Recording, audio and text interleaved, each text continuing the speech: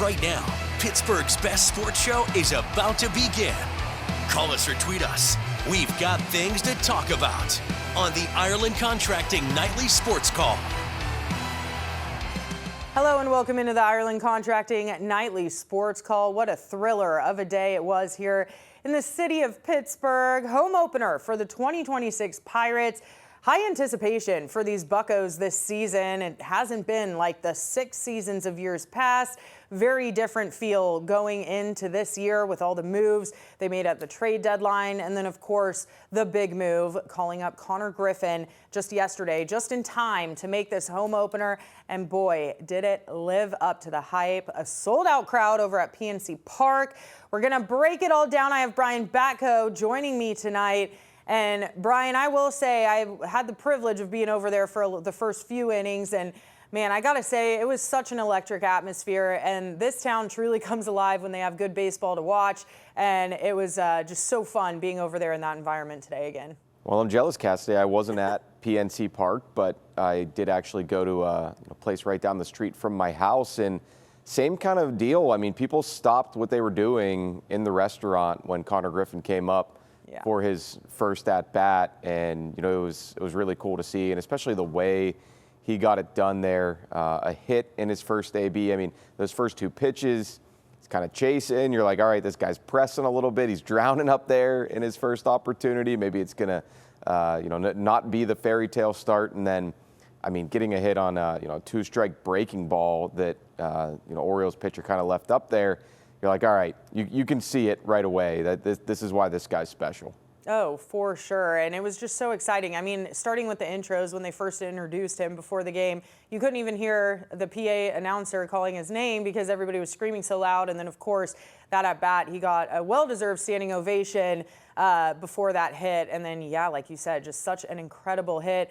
To score an RBI double on your first major league at bat is just so impressive. And I told you earlier, Bri, I keep having to remind myself this kid is like straight out of high school. I mean, he's literally 19 years old. So to be hitting the way he is and playing the way he is very impressive. Obviously, this team needs a shortstop too. He's going to fill that void. So it's just really cool to see him step up to the plate, so to speak, and fill those big shoes and the big hopes and anticipation that everybody had with him coming into the season. Stepped up to the plate literally and was the spark at the start of this game for the Pirates, and they ended up needing every bit of those 5 runs that they scored in the big 4-run inning. And the other thing with Connor Griffin too, I mean, great piece of hitting to kick off his MLB career, but also, I mean, he showed the speed and the athleticism on the base paths right out of the gate too. I mean, no warming up to it for Connor Griffin. I mean, he's just a stud.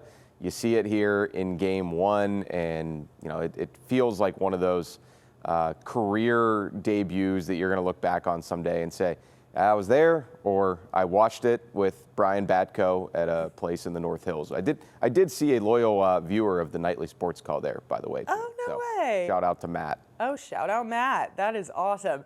Yeah, it was just such a fun atmosphere out there, obviously. Huge second inning, kind of went downhill after that a little bit. A sac fly got them that 5th run, so not super exciting, but of course the go-ahead run that ultimately won the game. Now defensively, they were pretty good, couple double plays. O'Neal Cruz, though, interesting play out in center field yet again. There was one play where Ryan O'Hearn out and left. I mean, O'Neal Cruz ran over, cut him off. He waved him off, and he still caught the ball. It's plays like that Cruz is going to get himself in trouble, and he's struggled at center field. We've seen it.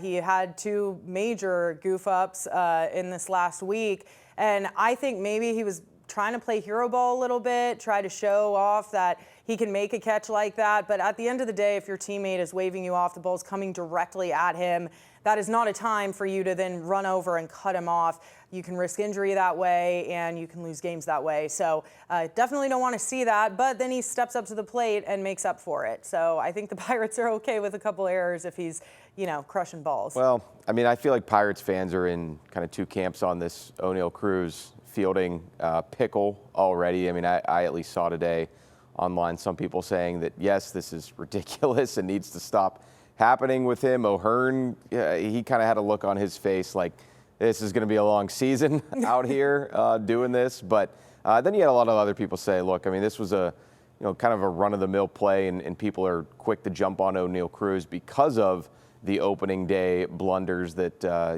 contributed to that disaster of a start for Paul Skeens. I mean, I tend to think that it's more of the former. It's always an adventure with him out there, Cassidy, and you'd like to see him kind of stabilize there, but it's also fair to wonder, will he ever, as someone who's not a natural center fielder, I know it's only his second season playing there, but sheesh, it seems like every game you're holding your breath when one gets hit out there to him, which is not what should be happening at the major league level. Yeah, definitely not. All right, guys, this is our Penn West University question of the night. Do you feel excited for the future of the Pirates? Yes, too early to tell, need more star players, or no? Are you jumping the gun? You got one sample size today at home, and then obviously opening weekend, 2 series there that you can look at. It is very, very early in this season, so maybe don't jump the gun, or if you want to, look, we haven't had run support like this in a while, so it's exciting to see. I mean, 5 runs. Who are the curmudgeons saying no here? Maybe it's just one curmudgeon, It's a pretty open-ended. Excited about the future of the Pirates. There's certainly some exciting pieces there. It's hard to argue with that. Yeah, definitely. All right, guys, we're going to head to our first break. Give us a call, 412-575-2600. If you want to talk about the Pirates home opener or maybe some Pens talk, the Flyers with a big win tonight over the Islanders. That shuffles some things around. We're going to get into some hockey as well. So give us a call, 412-575-2600. We'll be right back after this.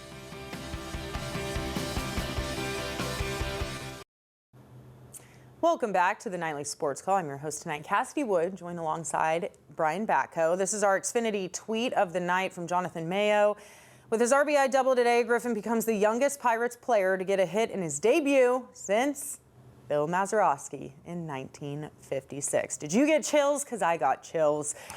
It was so great the way they honored him before the game today. And then to see that happen, I mean, it was just magical. That tweet, it just kind of brings to mind for me, you're going to see about 8 billion stats for Connor Griffin being the youngest to do X, Y, and Z over the course of this season. So get ready for a lot of those statistical factoids, I think. Yeah, I also had someone tweet at me, and Brian, I'd be curious to hear your thoughts. Who do you think had the louder home opener, Skeens or Connor Griffin?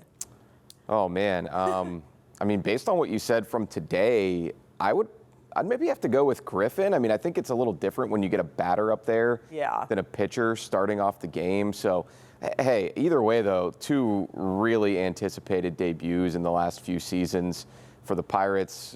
I know there was some consternation out there. I'd probably count myself among these doubters, too, of would these guys ever even be on the same team together at the big league level? And yet, Connor Griffin shooting up through the ranks, and the Pirates, doing, I think, the sensible thing that a lot of the fan base would want to see, and a lot of the fan base was skeptical of them doing, not holding off on Connor Griffin and being too patient, basically striking while the iron's hot, at least while the Skeens iron is hot. And, we'll see now. It sure seems like that contract extension is going to get hammered out any day now that he has made his debut. And, yesterday was one of a lot of news, a lot of excitement for the Pirates promoting him. I remember kind of thinking, I'm like, opening day, or the home opener, is always an inherently exciting day and game for the club, whether Griffin was on the roster or not. They could have probably said, all right, what if we call him up next week or, for the next series, and they could have got a whole other round of excitement. But no, they said, let's just go all the way. Let's empty everything we've got from the bag for the 4:12 pitch today. Yeah, I mean it worked because the tickets doubled in price. I don't know if you saw that, but that was crazy. I mean, they went literally from like $50 to get in to over $100, so it doubled pretty quick. And that goes to show. And it's it's awesome. It feels like they're in a win now mentality because they have Skeens here right now, and it's great to see that they're actually buying in. So with that, let's go out to the phone lines. We have Kip in West Mayfield. Hey, Kip. What are you doing? Good. How are you? I'm fine, thank you. Thanks for having me. I have 2 things. One comment is I really don't like seeing O'Neal Cruz in the leadoff position, and I think they should put him around number 5, because he, I think he should see some pitches first, and might help him more. It helped him in Cincinnati. And the second thing is, do you feel that Oh, I think we lost him. Yeah, he dropped off. Well, I will say where O'Neal Cruz is batting in the lineup, I do think is going to change. I mean, I think with him, it's so tough because you want a consistent hitter there in that spot. And with him, he's hitting these bombs, but then sometimes, it just doesn't happen. So I don't know. I think, again, it's so early in the season, so the lineup is not going to stay the same. Yeah, I'm also not really a big fan of Cruz in the leadoff spot. I know that what the analytics say, and I buy into that with some aspects of baseball, but some aspects, I'm just old school. I'm traditional and I'm old-fashioned, and I want the power hitter, in the 2, 3, 4, 5 area, like Kip said. So I hear you on that, Kip, and yes, I'm sure Don Kelly is going to tinker with it throughout the season.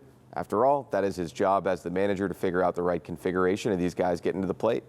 Yeah, that's another guy, too, that got a huge round of applause today is Donnie Kelly. I really think that guy, when he came in last season, got these guys to buy in, and I think he's definitely a part of this excitement that surrounds the organization and the team right now. And we'll see how some of these other, additions and, just even holdovers who are hitting the ball well right now will factor into that leadoff discussion, too. I mean, Brandon Lau, again, a nice start today. Jared Triolo, I'm not the biggest Triolo fan, but he's getting the bat on the ball so far. So that'll be a good problem to have for Donnie Kelly. Yeah, most definitely. All right, let's go to a fan favorite, Michael in Beaver Falls. Michael, what's going on?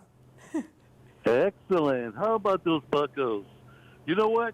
I really am optimistic about the Pirates, but they still need more players. Now, going back to the Steelers, how about Howard being the quarterback? And you think we have a chance to get another quarterback, a young one, a young blood in the draft? And by the way, Cass, where have you been? I haven't seen you on the show in a while. It certainly is nice to see your smiling face again, Cassidy. Oh, thank you, Michael. My brother's actually getting married, so I was at his fiance's bachelorette party last weekend, so that's why I missed Friday and Saturday. I was out glamping, as you like to call it, in an Airbnb in the forest of Oregon with 11 of her girlfriends and my 2 sisters. So it was very fun, I will say. Bend, Oregon, beautiful place. It was very dry and very cold. I'm happy to be back here in Pittsburgh. I saw on social media you went to the last ever Blockbuster, right? Yeah. It's still standing. I saw a documentary on that one time. Fascinating. Wait, really? I didn't even know there was a documentary. Yeah, look it up. I mean, it's it's not that serious because it's a Blockbuster, but it was a pretty interesting watch. So as for Michael's question, I mean, Steelers in the draft, yeah, I think once day 3 rolls around, maybe there's a little bit of a malaise setting in on the North Shore, and people are kind of maybe what you guys were feeling by the end of the bachelorette party, Cass. People are like, this has been fun, but I don't know if I've got one more day of draft partying in me. The Steelers could really give everybody a spark if they take a quarterback then to kick off the proceedings on Saturday, and it could be somebody with some upside who you throw into the mix with Will Howard, Mason Rudolph, and eventually, I think, still Aaron Rodgers will be part of that too. Yeah, I will say this. People are still very high on Howard. We haven't seen him play in a game yet, not even a preseason game. So that's where I keep kind of I'm hesitant. I mean, obviously, we've seen him in practice a lot in game-like situations, but we've never seen him in an NFL game, period, preseason or otherwise. I hate to be negative, especially on such a joyous day in Pittsburgh sports, but what if training camp and especially the preseason games get here and Will Howard stinks? I mean, what if he stinks up the joint? I'm not saying you would necessarily give up on him, but it would probably at least give you some pause of, okay, why don't we have another young quarterback as an option here to make the roster? So those are the contingency plans I think you always have to be thinking of if you're Omar Khan. Yeah, 100%. All right, let's go to Dennis. Hi, Dennis. Hello. Hi. Hello. Yes, I was calling about our number 4 hitter, Ozuna, who hasn't done anything in 7 games. Yeah. I'm wondering, how long do you think they're going to stick with him? I mean, I don't think much longer. I think Ozuna, when he got here, there was kind of some hype around him. People thought he would be a big hitter and come in here and kind of be that guy that they needed. Just another bat that's strong and consistent, but kind of similar to Cruz. I mean, it's just not. Actually, Cruz has gotten better this season. I don't want to couple them together. Ozuna really has not done much, so I don't see it lasting much longer. What about you, Bry? I think they'll give him a longer leash than that, given his track record, Dennis. I mean, it hasn't been pretty thus far, but he's adjusting to new team, new environs now at PNC Park. So I think you've got to give them a little bit more rope there, but I'm sure there are already some people's minds going to, all right, if the DH that we brought in to do that job stinks and O'Neal Cruz can't make plays in the field, just put Cruz at DH and figure out something else for center. Yeah, not a bad idea.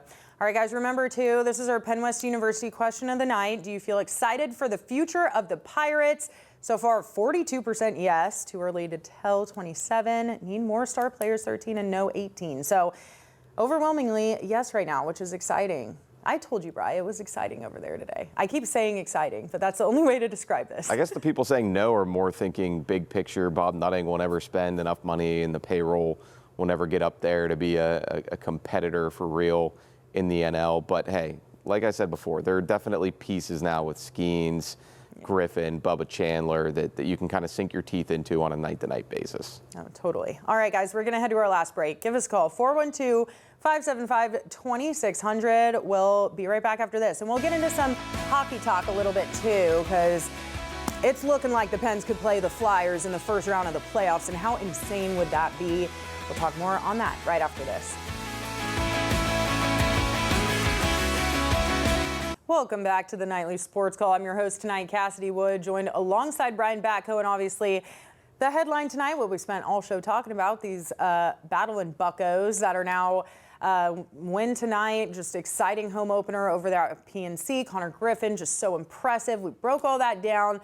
But I do want to talk before we leave, Brian, a little bit about the Pens. Disappointing loss last night against Tampa Bay, but they're right there in this playoff race. And now tonight, the Flyers beat the Islanders. So there is a chance that it could be Flyers-Pens in the first round of the playoffs, and just what cinema would that be? It would. It would be great. It would get my juices flowing more than Pens, Isles. I would consider myself a hockey casual, perhaps. And, yeah, I think everybody here can kind of get up a little bit more for facing the guys on the other side of the state. That always brings some animosity in a good way. It sometimes brings the best out of Sidney Crosby. So, yeah, I'm rooting for that scenario to play out. Obviously, the Penguins have to do their part to get into the dance. Yeah, plus you have a teenager to root for over at PNC, a teenager to root for over at PPG. Here we go. We have youth in Pittsburgh, and they're winning games for us. It's awesome. Making me feel old. Right. All right, guys, thank you so much for joining us. That is the final of our poll. Everybody's so excited for the future of the Pirates. Have a good night. We'll see you here tomorrow night, same place, same time.